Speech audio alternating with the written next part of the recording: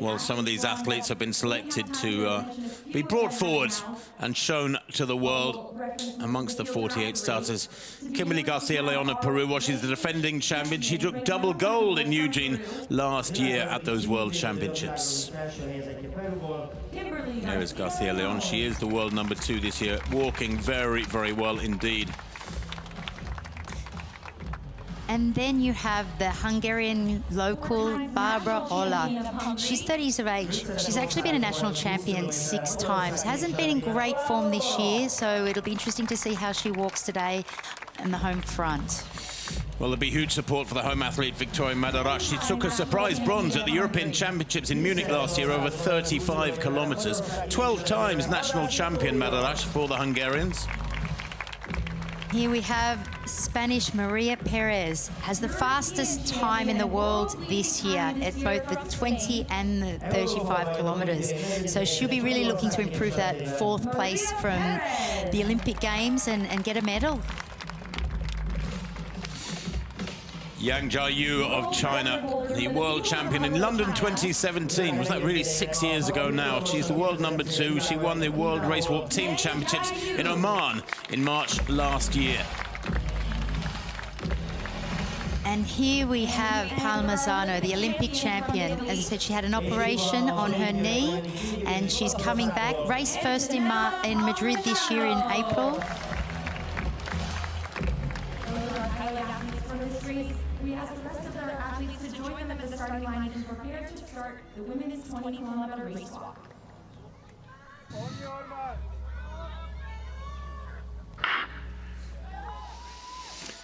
So they are underway then. Several of these women will be walking in the 35K on Thursday, some 4 days away, but they can give their all here in good conditions. And the crowds are big too, possibly because of Madarash, their favorite in this one. As I said, the bronze medalist in the 35K. At those European Championships at the end of last summer, what an astonishing summer that was, with the with the World Championships, the Commonwealth Games, and then the European Championships. This is the one major pinnacle of this 2023 summer. Many athletes already have their eyes on Paris, the Olympic Games next year. But this, for these ladies, is the big day of 2023. Jane, do you get in race walking, if athletes are 35K specialists, therefore they're stronger, would they necessarily push hard in the early stages of a 20K to try and emphasize the strength element? I would think not. Usually they're looking to come through at the end. Their strength is not speed, but as we saw last year, you know, with Kimberly and a few of the girls, they all on the podium, they were similar in the 20 and the 35, they were the similar girls on the podium. So I think the difference was greater in that you saw it in the 50-kilometer walks, but in this, you saw Evan Dunphy yesterday. He was at the back of the pack for the first 10 kilometers, and then he just came through all the way, and he certainly did that in the 50 kilometers, but I would think that the 35-kilometer specialist will be sitting back a little bit. Well, as expected, the Chinese are up to the fore already. It's Yang Jiayu who leads, the Asian Games champion from 2018. And Garcia-Leon is there as well. She's not hanging about, so the cream has risen to the top very, very early on in this one. Garcia-Leon, the double champion from Eugene, the defending champion, of course. There she is in those bright red bottoms in 2nd place, and Palmisano, the Olympic champion, in 3rd place. So, Jane, you could hardly have scripted it better. They haven't walked 1 lap yet. Remember, it's 1 kilometer each lap, and we have the very best to the fore. And Yang leading at a very aggressive pace, and the fluidity, the speed that they display here, absolutely astonishing for walking. Of course, they have to maintain contact with the ground. 2 primary rules if you're relatively new as a viewer. They have to maintain contact with the ground at all times, and the supporting leg, as the advancing leg swings through. Palmisano trains in Italy. She's from trains in Rome in Italy. She's from the south of Italy, but she moved up to train with the group, and she's actually in the same group as Stano. So both Olympic champions from the same training group in just outside of Rome. What was notable yesterday was the amount of, or rather the amount of changes in the last 5K. I mean, you know, you had Ikeda leading for 15 kilometers. He had a 15-second lead at one point. I think it was at about halfway, at about 10K. And we thought, wow, the Japanese, surely he's heading for gold here. But he got reeled in by Alvaro Martin of Spain at 15K. Martin roared past him and stormed away to a pretty comfortable victory. And then, you know, Perseus Karlstrom came through very strongly in the latter stages, as he did last year in Eugene. He was a fast finisher.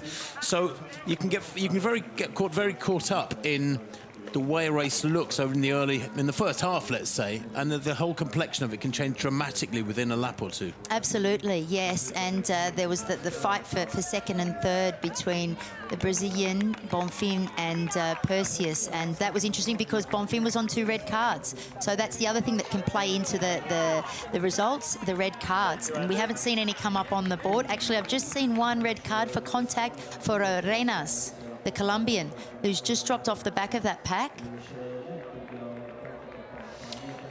Well, let's have a look at that red card graphic then. And there it is. Is that the first one of the race? And that's a little red card at the top there, top left of screen is, or bottom, middle left of screen, suggests a bent knee offence, not loss of contact. It's actually a loss of contact, that one. Excuse yes. me, it's the other way around, isn't it? Yes, it is, of course it is.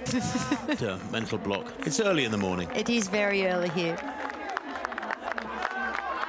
Wow, she's just... Wow. She's just been given a second, we understand, in really short period of time. That's very tough. Interesting. Wow. I don't know her to ever have any issues with the judges before, so I actually don't know a lot about her preparation. She actually changed coaches and is also being coached by Brent Valance, the Australian coach. So he has 3 athletes up competing in the top sort of 15 here, and I don't think she went to altitude in St. Moritz with the team that was there. So that's not a great start for her coming through to the 4 kilometres to have 2 red cards.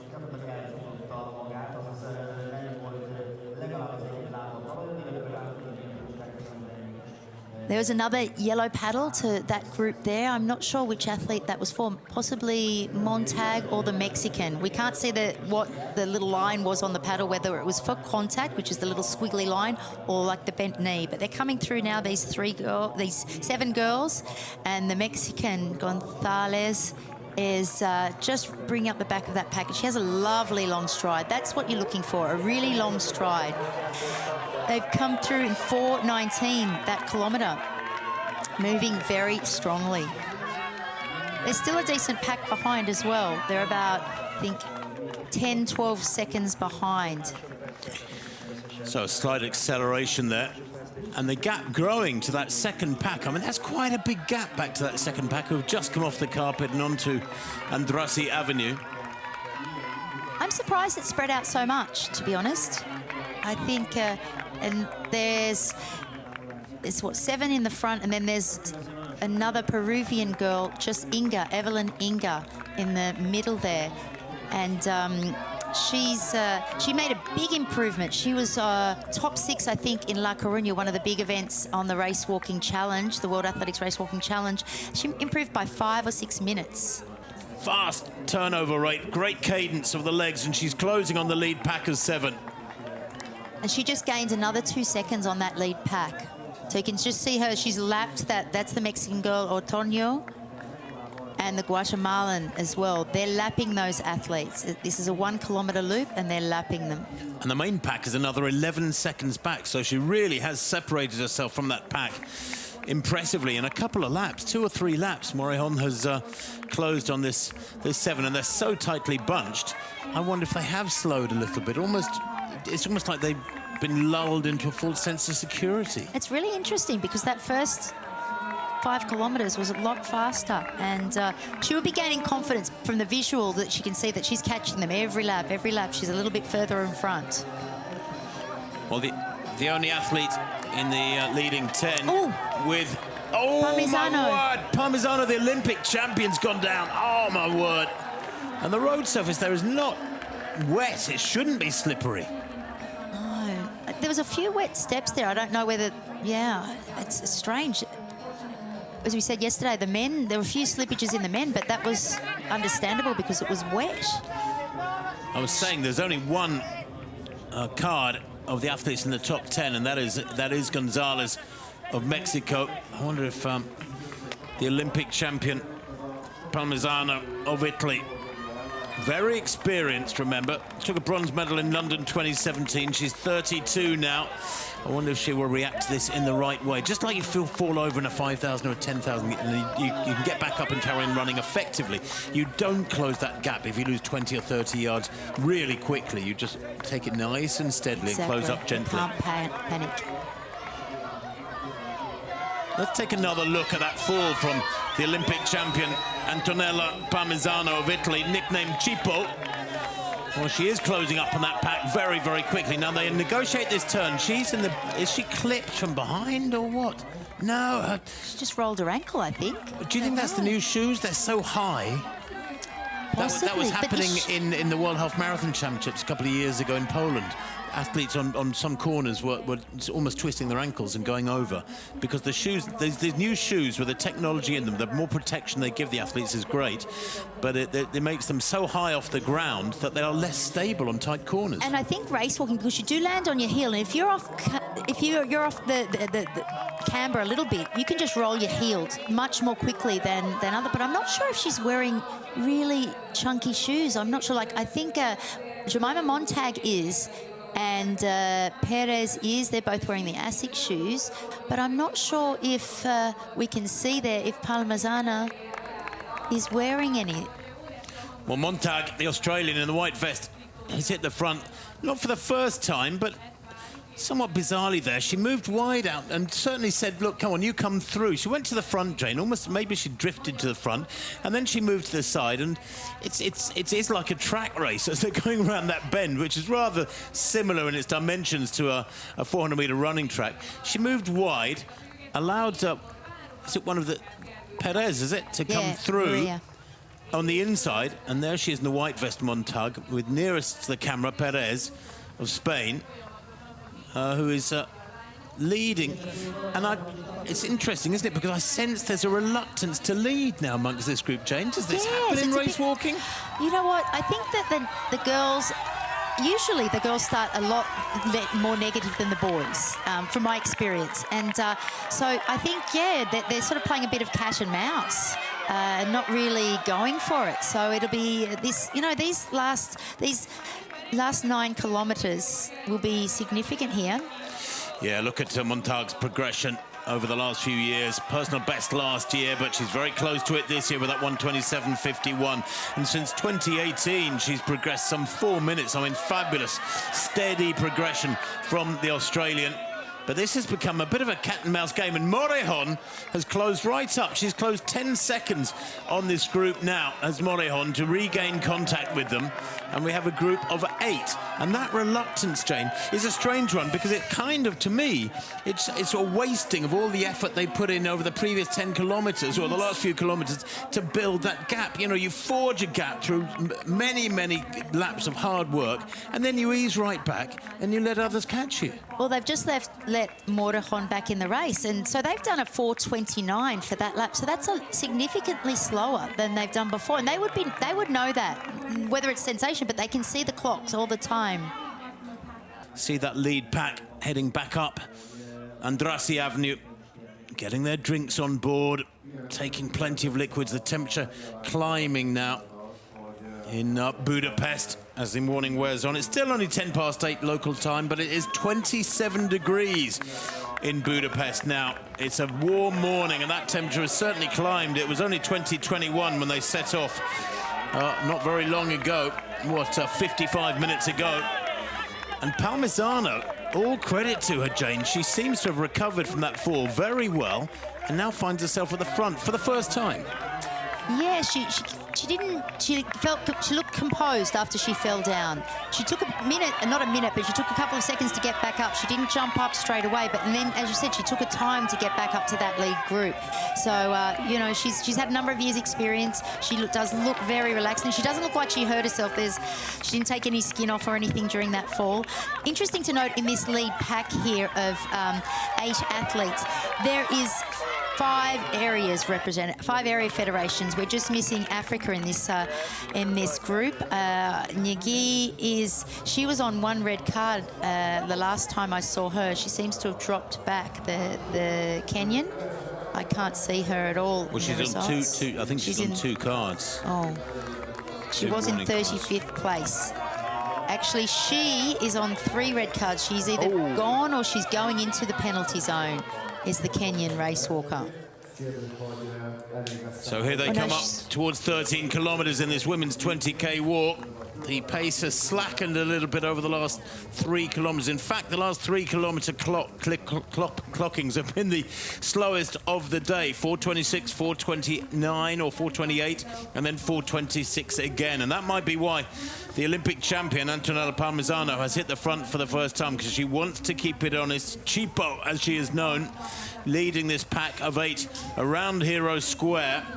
They'll see 13 kilometres come up this time as they go through the timing mat, go over the timing mat. And Garcia Leon, for the moment, well, she's back in 3rd place. Do you think Garcia Leon is just walking a very measured race here and keeping everybody in control? She's sort of controlling it, but without it being visibly controlled. She's just walking within herself. That's what it looks like. She's never really taken a big lead, really pushing it. But you can see Parmesano now. I think she'll try and push it. We should get a split time here soon.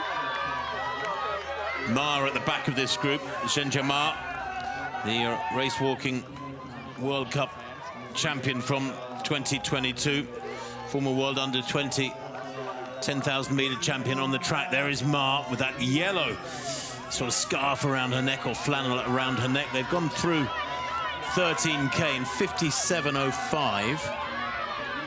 So that's what, is that a 4:27? Yes, 4:27 for that lap. So not significantly faster. And one athlete that has not taken the front at all is Ma. She's just hiding in the back there. A little bit taller than a lot of the other girls. But, you know, Morejon's tiny, and so is Maria Perez. They're not tall girls at all. And Jemima Montag's not tall. Just to clarify, Nyagi, the Kenyan, is actually on 2 red cards for knees. So she's not on 3. It's 2 red cards.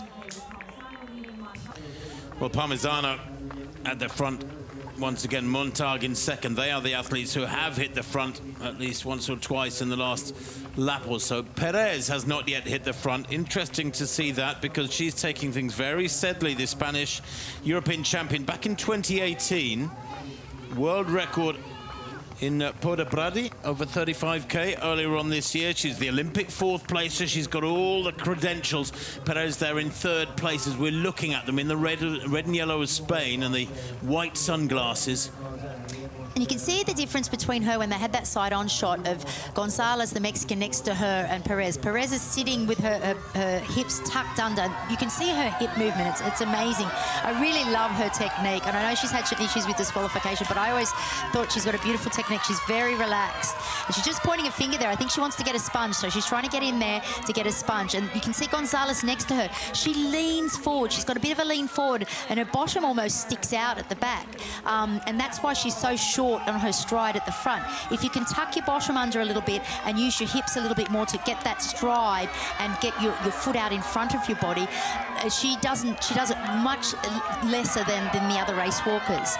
So I think that would benefit her. Even though her stride is long, Gonzalez, it's longer at the back. That was just a yellow paddle there for loss of contact. Yeah, who was it for, though? It's really hard to tell when it's just shoved into the middle of the pack. That was the judge from Canada there, actually.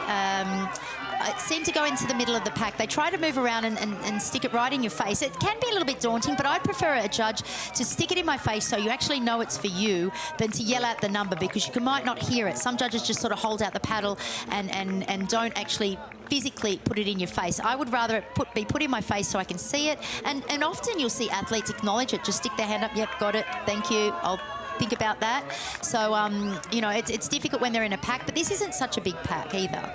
Wouldn't it be good, wouldn't it be an improvement if there was something on the athlete themselves to indicate that they've had a warning? Whether you could you slap a sticker on their arm or something like that. I don't know, something that tells the spectators and everybody watching the status of that athlete, because actually the spectators all around the course don't know what's going on. Absolutely. You know, sometimes they do actually have 2 disqualification boards around the course, so they never put up yellow paddles, and as I explained yesterday in the men's race, the yellow paddles don't count towards disqualification. You know, the analogy we used this morning of the just touching the high jump bar, it's a similar thing. It's just the judge saying that we're looking at you and to be very careful. We're looking at you for contact, or we're looking at you for not straightening your knee. Tim Perez is our sort of consultant back in the production trucks, is just telling us through our headphones that wouldn't be good for the judges, because they would not supposed to know what the status is in the cards wise of the different athletes, and if there was something visible on the athletes, while it would have advantages for spectators and from the visual perspective for entertainment, it would affect the judging situation. So interesting one to be discussed over another sherbet like we did yesterday. Well, I think that's why we need to try and remove as much subjectivity as possible out of the event, and bring in technology.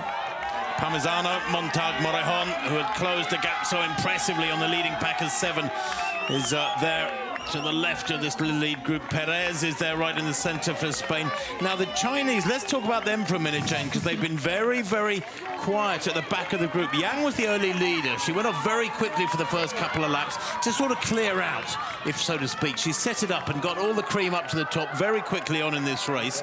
Of the 20 laps, after a couple of laps, we had a pack of about 7 or 8 moving away. But Ma Zhenya is there as well. So the 2 Chinese, for the last 10 laps or so, because let's not forget, they've now negotiated 14 kilometres. They're on the 15th kilometre now. Very soon they'll go 15 kilometres. Let's not forget that the Chinese have just sat in the back of the pack there and haven't really played any significant part. It's almost like it's been orchestrated. Is that possible, that somebody says to them, look, make sure it's honest in the start, clear it out, tidy it up, and then just sit at the back and see what happens. Let the others get involved in the busy, tiring racing, so to speak. You know, just sit at the back. A bit like Sifan Hassan last night in the 10,000 metres. She was at the back of the race almost the entire race. Now, it all went wrong when she collapsed about 20 yards from the tape, but actually Mo Farah used to do it as well. Sit at the back, stay out of trouble. Don't get involved in the racing. Just observe and get the meat of the race out of the way before you get to the business end, and then make your move. Yes, that could be possible. You know, I wouldn't, as an athlete, a race walker, you don't want to see a sprint down. You don't want to leave it to the last minute because of the race to sprint down the straight, because you can get the wrath of the judges then and actually be disqualified in that last 100 metres from the chief judge. But you're just seeing now, Yang has dropped off. She's dropped a couple of metres back from that group. So that could be a significant move. Is Parmesano pushing the pace here? I'll just try calculating. Was that 14th kilometre a 4:29? 66:04 now. So they've just gone through 15 kilometres now, and that was a 4:30 pace. So that's... Yeah, they have slowed. A 4:29 and a 4:30, the last 2 kilometres. Wow. Okay, so they're tiring, is what it suggests, or at least some of them are tiring. And I wonder if this does... Sobchuk there, by the way, has walked the fastest of the top 10 or 12 last kilometre. So I think that chasing group, extreme left of picture, is that chasing group catching. And Perez now maybe recognises that. She might have had a shout from the sidelines, Jane. Presumably, you used to get loads of information being yelled at you from the sidelines that you could react to, you respond, you change your race according to that information. But Maria Perez now, who set a world record earlier on this year for 35K, was European champion back in 2018 in Berlin in those marvellous championships, has hit the front and is opening up the gap. And maybe some of that pack of 7 or 8 that were together for such a long time were not so comfortable. There's the splits, 21:44, 21:59, 22:21 for that third 5K segment. It is incredibly slow compared. I mean, look at how many, what's that, 16:21, that's 37 seconds differential between the first 5K and the third 5K. That's huge. I've very rarely ever seen that. Usually it's the other way around. They'll do 22:21 for the first 5K and then build on it. Every 5 kilometres they'll get fast. And then by the last 5 kilometres, they're just going fast. And Maria has a fabulous turn of speed. And I'm sure her coach, who coaches her down, she lives in Granada, down in the south, in Andalusia, in Spain. Her coach, Daniel Jacinto, is a fabulous coach, and they've really worked hard on her technique.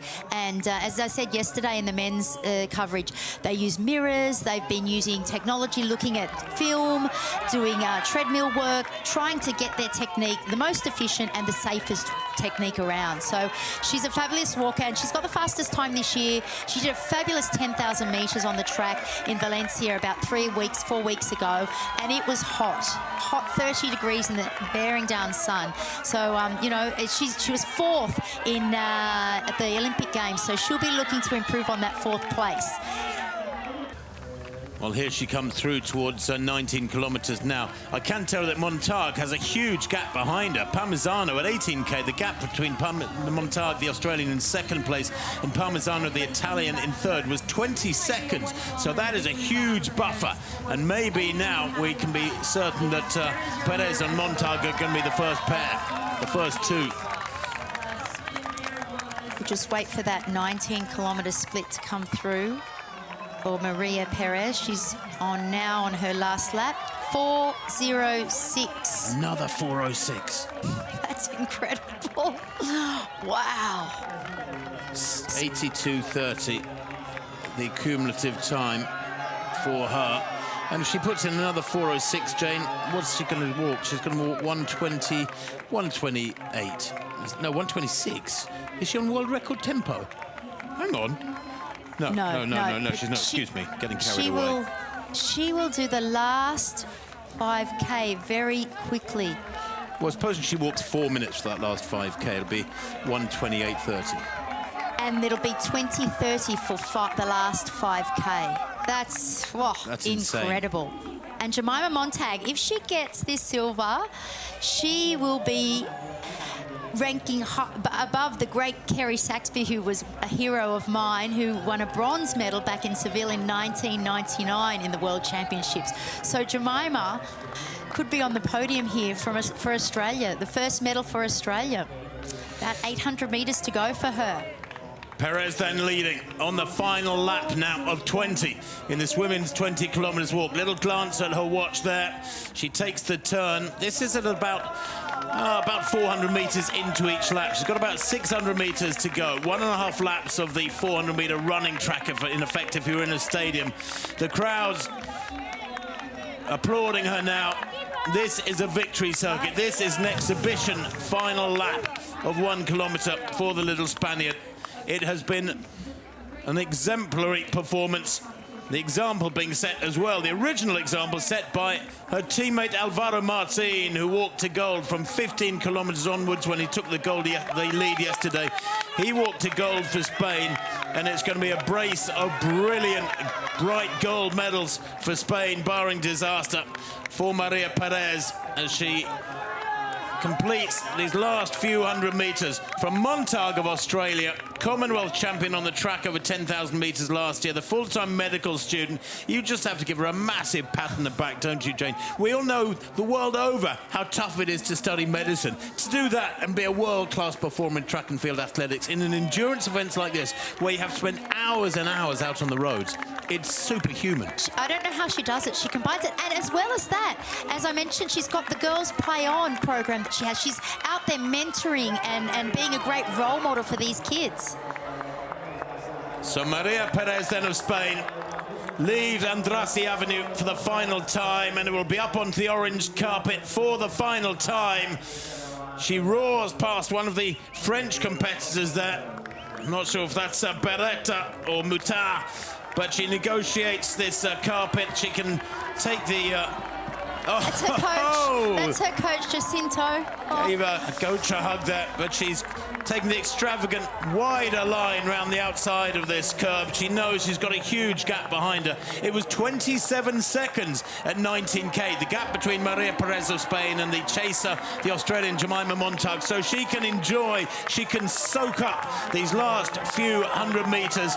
She negotiates the turn for the final turn. The finish line is within sight now. and that Spanish banner will be held aloft with enormous pride for the second time in 2 days.